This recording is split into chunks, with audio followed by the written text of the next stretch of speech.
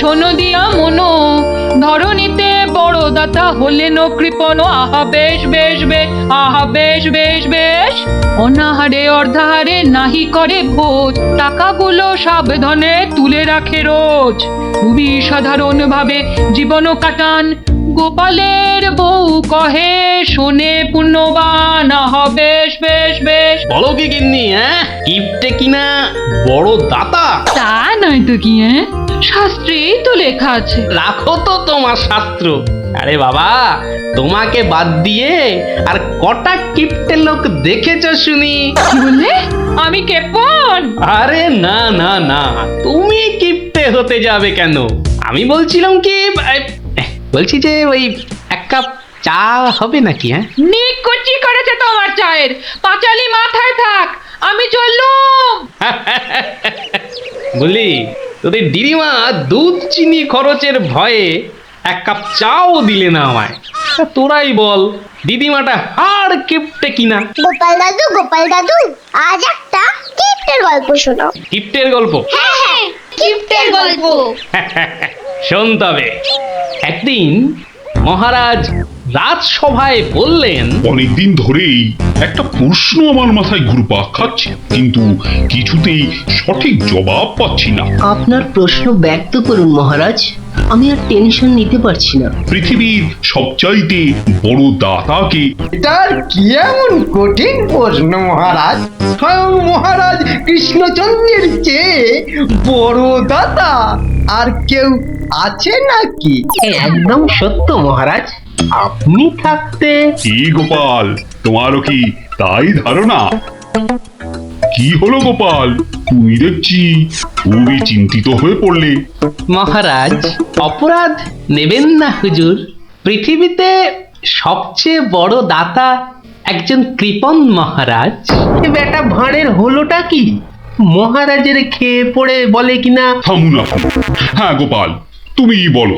দেখুন মহারাজ, একজন কৃপণ সারা জীবন অতি সাধারণভাবে থেকে আধ পেটা খেয়ে টাকা পয়সা জমিয়ে রাখে মহারাজ, কিন্তু তার মৃত্যুর পর সেই টাকা তার নিজস্ব কোনো কাজেই লাগে না মহারাজ।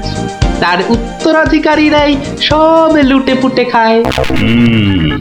বেটাকে এবার পেয়েছি বাকি। গোপাল, তুমি তো জানো ওই হদল কুতকুতপুরে আমার এক বিধবা পিসিমা থাকে। বুড়ি এতই কিপটে যে এক বেলা রান্না করে তো 3 বেলা খায়। হ্যাঁ মহারাজ, আমি জানি। এখন তুমি যদি আমার সেই পিসির কাছ থেকে কিছু টাকা আদায় করে আনতে পারো, তাহলে তোমাকে যথাযথ পুরস্কার করব। আর না আনতে পারলে? এর নতুন কি মহারাজ, কাজ করলে পুরস্কার, নচেৎ তিরস্কার। আমি রাজি মহারাজ, আদেশ করুন কবে যেতে হবে। তাহলে কালই তুমি রওনা দাও, শুভস্য শীঘ্রম। আমি মহারাজের পিসিমাকে ভালো করে চিনি গোপাল, বুড়ির হাত দিয়ে জলও গলে না, আর তুমি কিনা টাকা আনবার বাজি ধরলে। বুঝলেন মন্ত্রী মশাই, বুদ্ধি খাটাতে খাটাতে মাথায় টাক পড়ে গেল। এখন সব বুদ্ধি এখানে এসে জমেছে, একটু ঢেকুর তুললেই। তবে কালই আমি রওনা দিচ্ছি মহারাজ। ঠিক আছে গোপাল, ঠিক আছে। তারপর কি হলো গোপাল দাদু? তারপর আরে মহারাজকে তো বলে দিলুম পিসির থেকে পয়সা নিয়ে ফিরব, কিন্তু কিপটে বুড়ির থেকে পয়সা আদায় করা কি চারটিখানি কথা রে? তাহলে তুমি হেরে গেলে দাদু। অত সহজ হেন কোনো কাজ নেই যা আমি করতে পারি না। তো রাজ দরবার থেকে বেরিয়ে আমি চললুম সোজা বাজারের দিকে।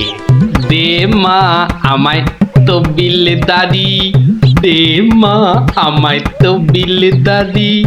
রাজার পিসি বড় কিপটে ভারী, তার থেকে যে আনবো করি। দে মা আমায় তবিল দাদি। ইগো কুচো চিংড়ি কত করে গো কর্তা? এগে এমন কিছু না, মাত্র 100 টাকা কিলো। হ্যাঁ তা মাত্রই বটে।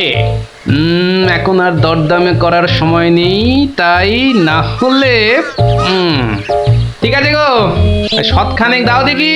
মাত্র 100 গ্রাম। কেন গো, 100 নিলে পয়সা লাগবে না বুঝি? তা লাগবে বইছি, কিন্তু 100 নিলেই আপনি কি খাবেন আর ছেলে বউরেই বা কি খাওয়াবেন? ও সে নিয়ে তোমার ভেবে কাজ নেই কর্তা, তুমি ওই 100ই দাও।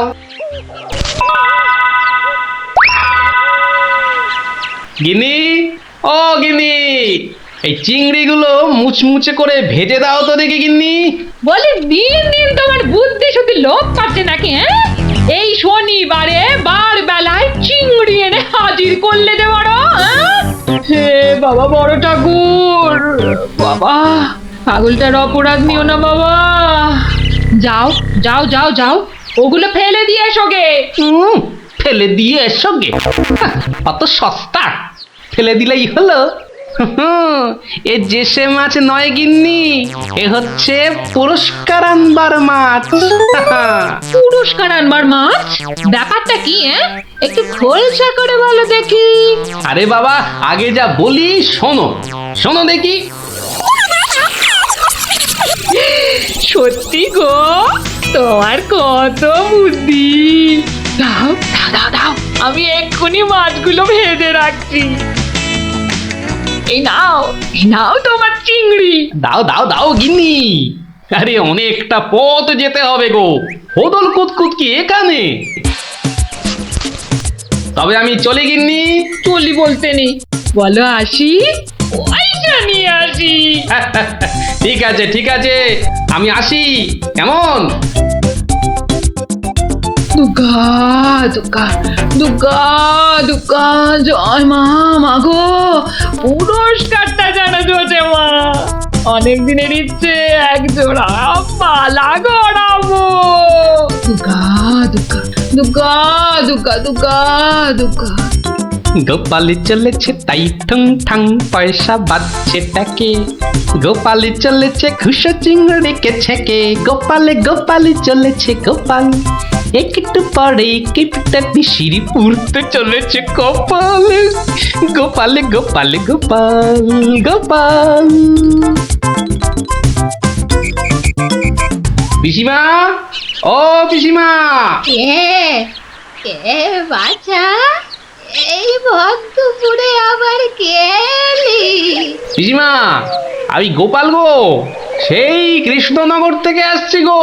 গোপাল মানে আমার কেষ্টর ভাঁড় গোপাল? হ্যাঁ পিসিমা, আমি তোমার কেষ্টচন্দরের ভাঁড়।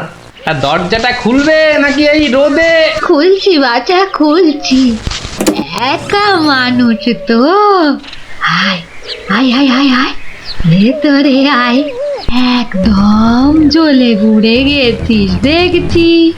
বস বস বস, আমি একটু জল এনে দিই। নে দেখিন, জলটা খেয়ে নে। একটু চিনি যে দেব, তার আর জো আছে? জানিস বাবা, মাস চারেক আগে 1 আনার চিনি কিনেছিলুম। তা হত ছাড়া পিঁপড়ে গুলো সব শেষ করে দিয়েছে গা। তুই বাবা শুধু জলটাই বরং খেয়ে নে। ঢের কিপটে দেখেছি, এই তো দেখি হাড় কিপটে। না না পিসি, ওই চিনি টিনির দরকার নেই। এমন সময় এলি বাচ্চা, একটু জিরন দে তুই। আমি এক গাল মুখে দিই কিছু। না না না, তুমি ব্যস্ত হইও না পিসিমা। হ্যাঁ, তা পিসি কি রেঁধেছ গো আজ? বিধবা মানুষের আর রাধা বাড়া। গাছে লাউ ছিল, ওটা পেড়ে ঘন্ট করেছি। আর এই আতপ চালের ভাত।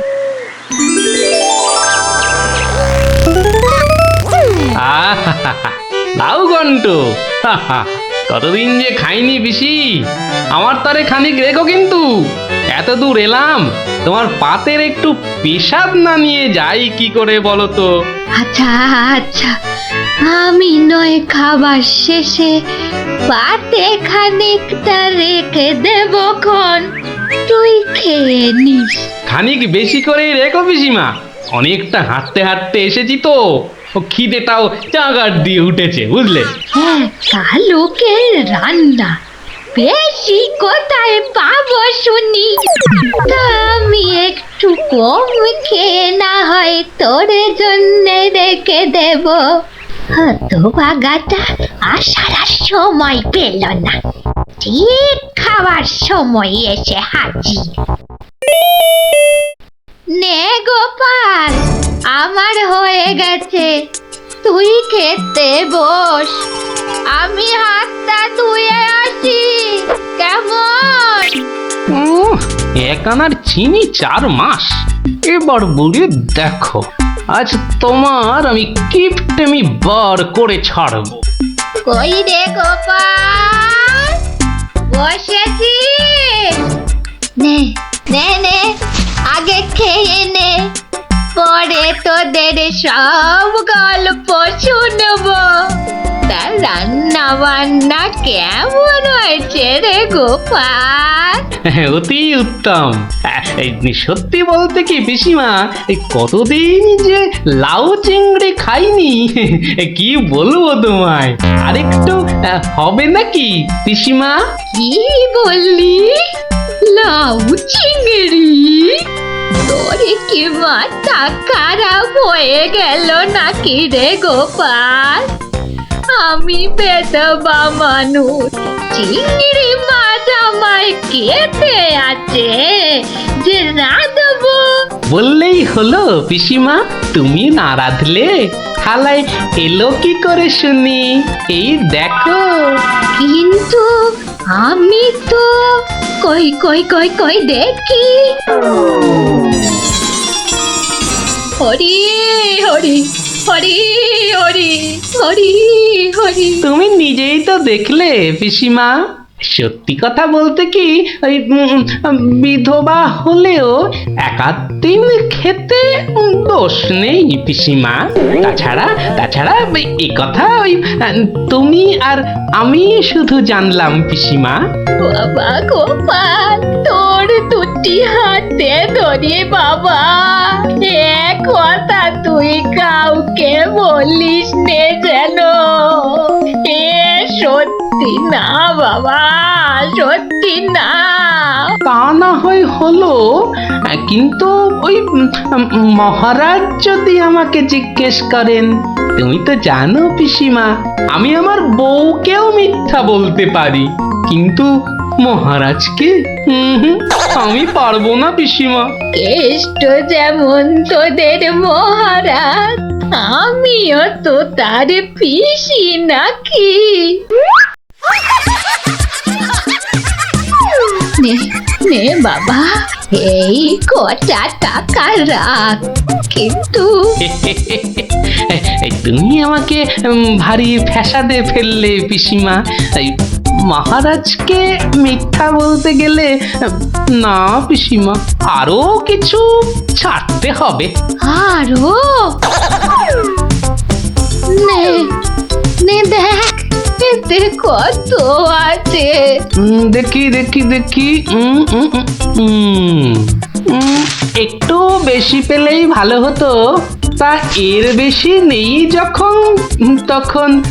দেখিস বাবা, এই বেদবার সম্মানটা বাঁচাস বাবা। তুমি নিশ্চিন্তে থাকো পিসিমা, আমার কথার নড়চড় হবার নয়।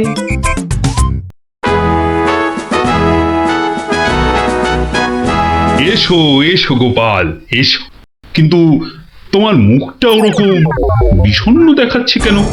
নিঘাত পিসিমার কাছে জব্দ হয়ে এসেছো। সে আর বলতে, আমি গোপালের মুখ দেখেই ধরেছি ব্যাটা একেবারে লেজে গোবরে হয়ে গেছে। মন্ত্রী মশাই একদম ঠিক ধরেছেন। আরে বাবা, রাজামশাইয়ের পিসিমার থেকে টাকা আদায় করা কি চারটিখানি কথা? কি হলো গোপাল, তবে কি তুমি সত্যি সত্যি টাকা আদায় করতে পারোনি? মহারাজ পেরেছি, মহারাজ পেরেছি, এই নিন। তাহলে তোমাকেও তো চিন্তাগ্রস্ত লাগছে কেন? আপনি যদি অভয় দেন তো বলি। না না, তুমি তুমি নির্ভয় বলো গোপাল, নির্ভয় বলো। অভয় যখন পেয়েছি বলছি তবে শুনুন মহারাজ।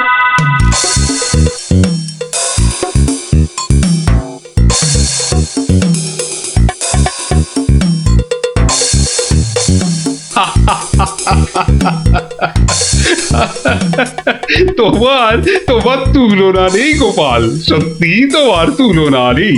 তবুও তুমি তুমি এত বিষণ্ণ কেন?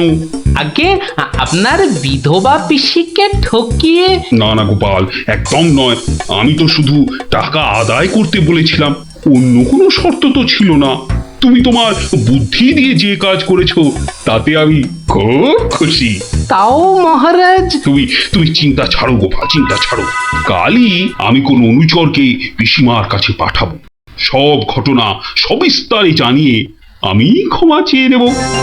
আর হ্যাঁ, তোমাকে দেওয়া পিসিমার টাকার 4 গুণ আমি ফেরত পাঠাবো। এবার আমি শান্তি পেলাম মহারাজ, আপনি যথার্থই ন্যায় বিচারক। এই নাও তোমার পুরস্কারের অর্থ। তাহলে গোপাল দাদু তুমি সবার হিসেব উল্টে দিলে, কি বলো? ঠিক বলেছিস গুলটে, দিলুম সব হিসেব উল্টে। আর নয়, সন্ধে হয়ে এলো, এবার সবাই গিয়ে পড়তে বসগে, আমিও এবার উঠি।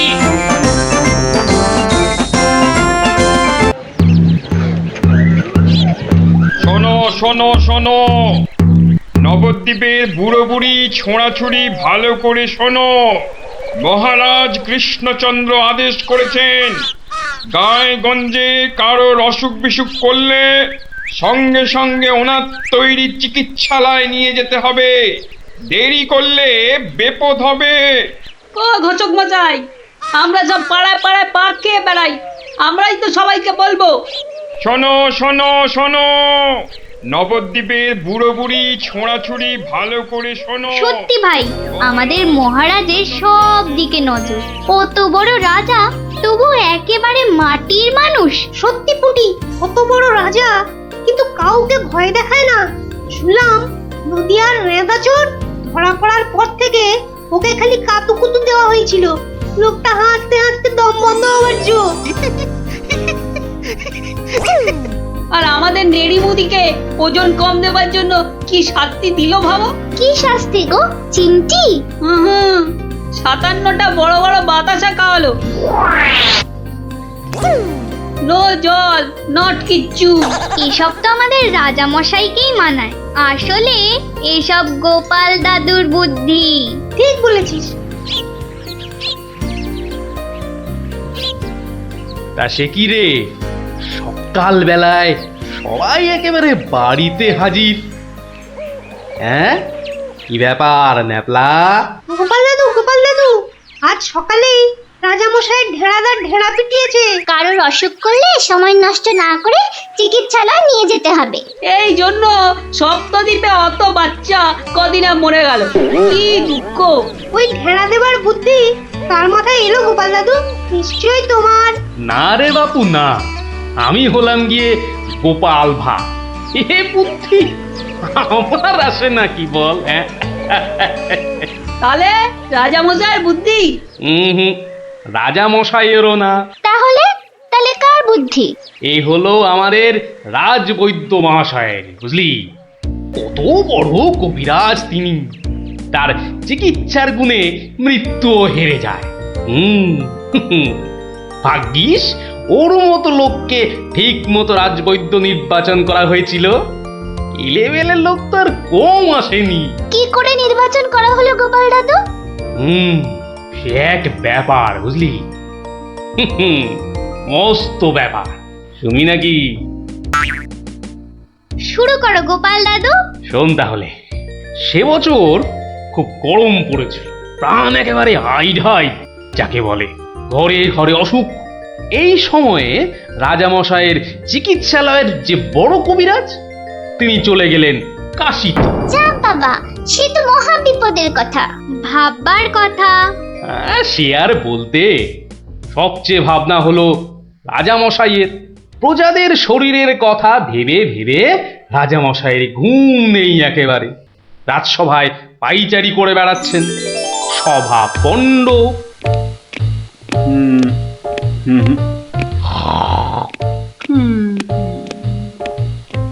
না,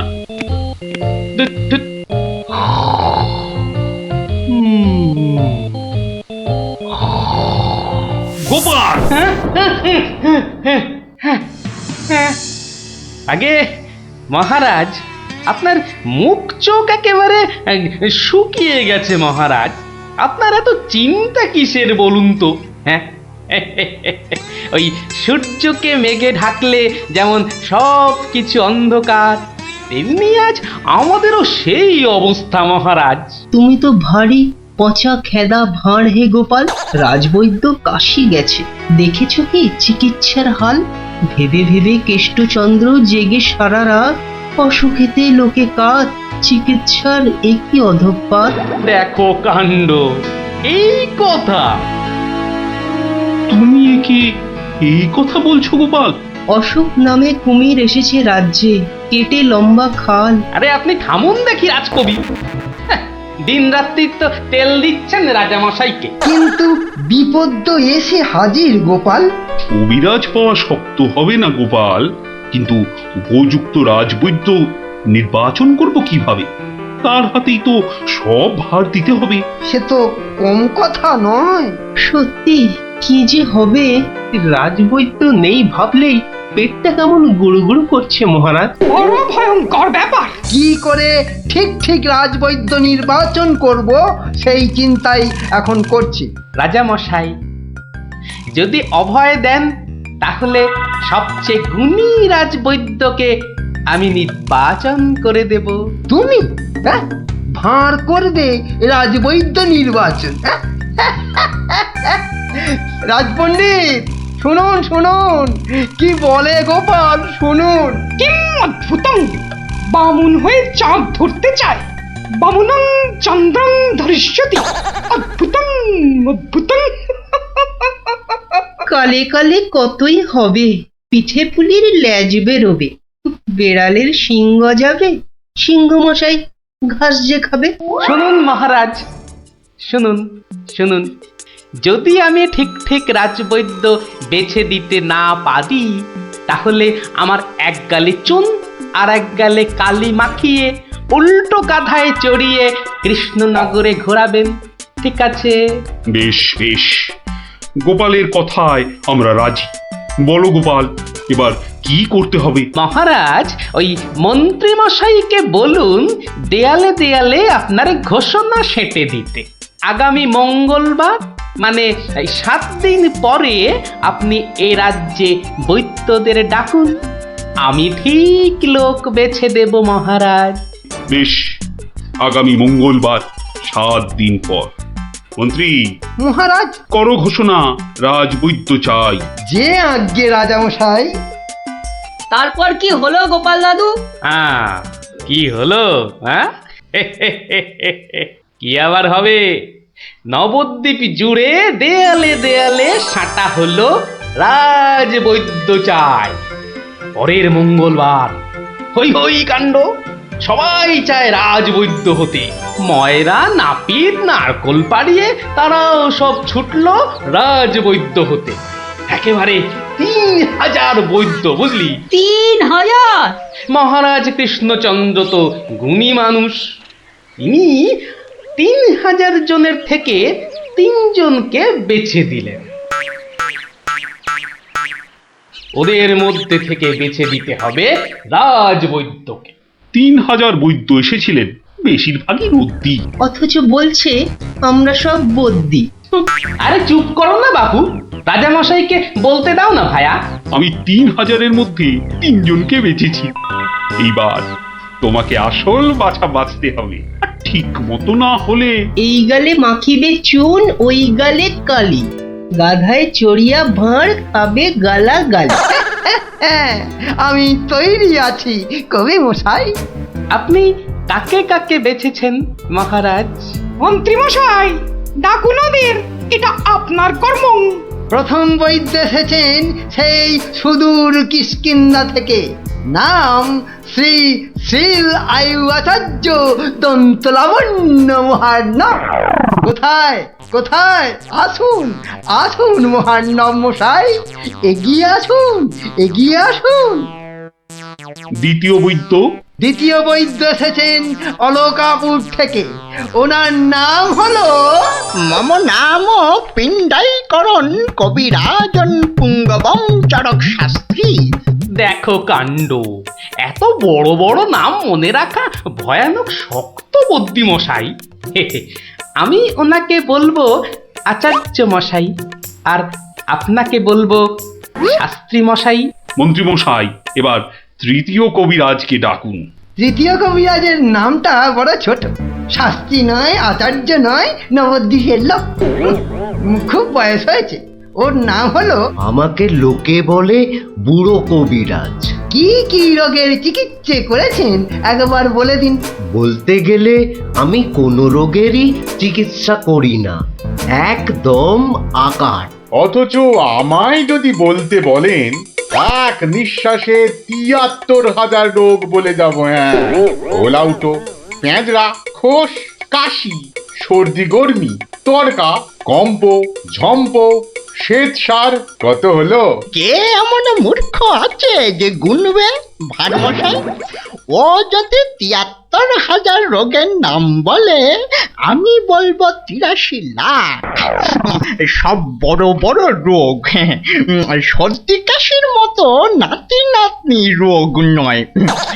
শুনুন তাহলে, যক্ষা, রক্তাম্বু, অস্থিবাস, বেগুন চোরা, দাপট কাঁটা, পেয়াটকা, মরা মাছ, হাঁস পোকা। থামো থামো থামো, ও এ তো কানের পোকা, নাড়িয়ে ছেড়ে দেবে।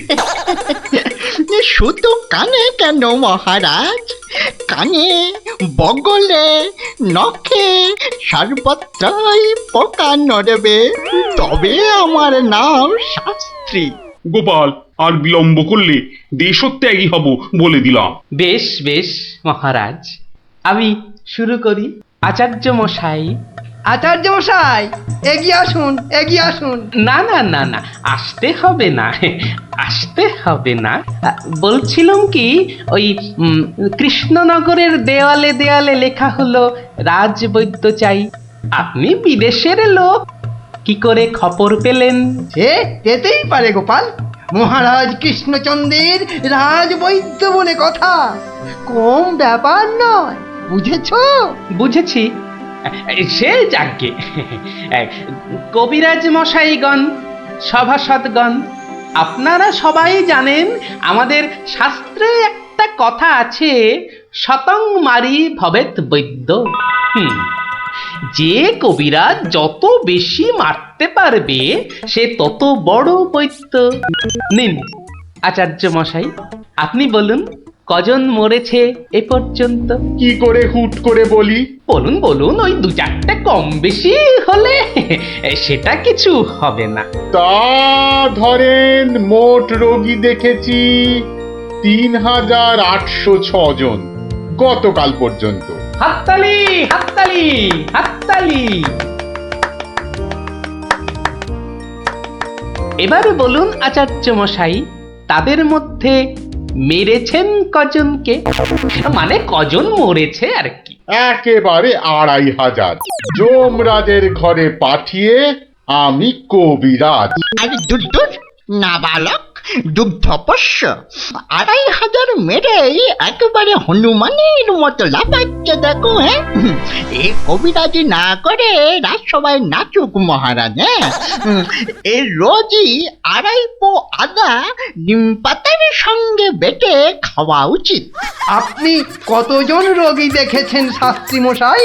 ৫০০০ হবে। কি বলো? আমি দেখেছি 18,771 জন, মরেছে 18,300। লোকে আমার দেশে আমার ছবি রেখে চরণামৃত খায়, বুঝেছেন?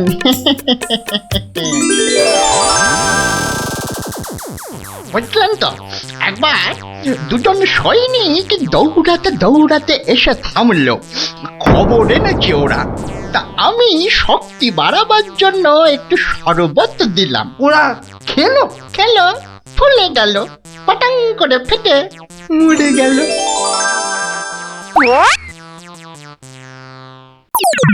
এ কি, আপনি কোথায় যাচ্ছেন? আরে পাকড়ো পাকড়ো! আপনি কোথায় পালাচ্ছেন দাদু মশাই? আমাকে ছেড়ে দিন মশাই, আমি এদের মতো অত গুণী নই। সে কি, রোগী দেখেননি আপনি? দেখেছি মশাই, কিন্তু বড় কম। কেন কম কেন? আমি যে রোগ হতেই দিই না। আমার গুরু আমায় শিখিয়েছেন, রোগের কারণগুলো নষ্ট করে দিলে রোগই হবে না। আমি যে তাই করি। কত রোগী এতদিন দেখেছেন কবিরাজ মশাই? সারা জীবনে আমি দেখেছি 1000 খানেক রোগী, আর মরেছে মাত্র 30 জন। তাতেই আমার লজ্জা করে। তাই বলছিলাম আমায় ছেড়ে দিন, আমি এদের মতো এত বড় কবিরাজ নই। আমি বড় তুচ্ছ, এখানে এসে খুব ভুল করেছি। কিন্তু কবিরাজ মশাই, এখানে না এলে আপনি আরো ভুল করতেন যে। কারণ মহারাজ কৃষ্ণচন্দ্র আপনার মতন রাজবৈদ্যকেই খুঁজছেন। যে কবিরাজ রোগের কারণগুলো নষ্ট করে দেন, তিনিই যে শ্রেষ্ঠ। যে কবিরাজ রোগীর মৃত্যু হলে দুঃখ পায়, লজ্জা পায়, তিনিই তো শ্রেষ্ঠ। মহারাজ, এই আমার শ্রেষ্ঠ কবিরাজ। নির্বাচন শেষ মহারাজ। সাবাস গোপাল, সাবাস। তোমার রাজবৈদ্য নির্বাচন এই দেশের সর্বশ্রেষ্ঠ শিক্ষা। তুমি শুধু হাসির রাজা গোপাল ভাঁড় নও, তুমি এই বাংলার অলংকার। সত্যি গোপাল দাদু ঠিক বলেছিলেন রাজবৈদ্য। রোগের চিকিৎসার চেয়ে বড় হলো রোগ হতে না দেওয়া। তাই সামান্য রোগ হলে চিকিৎসালয়ে আসতে বলে ঢেড়াদার ঘুরে বেড়াচ্ছে। এমন রাজবৈদ্যকে তুমি বলেই নির্বাচন করতে পেরেছো। রাজা মশাই ঠিকই বলেছেন, তুমি শুধু হাসির রাজা নও, তুমি জ্ঞানের রাজা গোপাল ভাঁড়।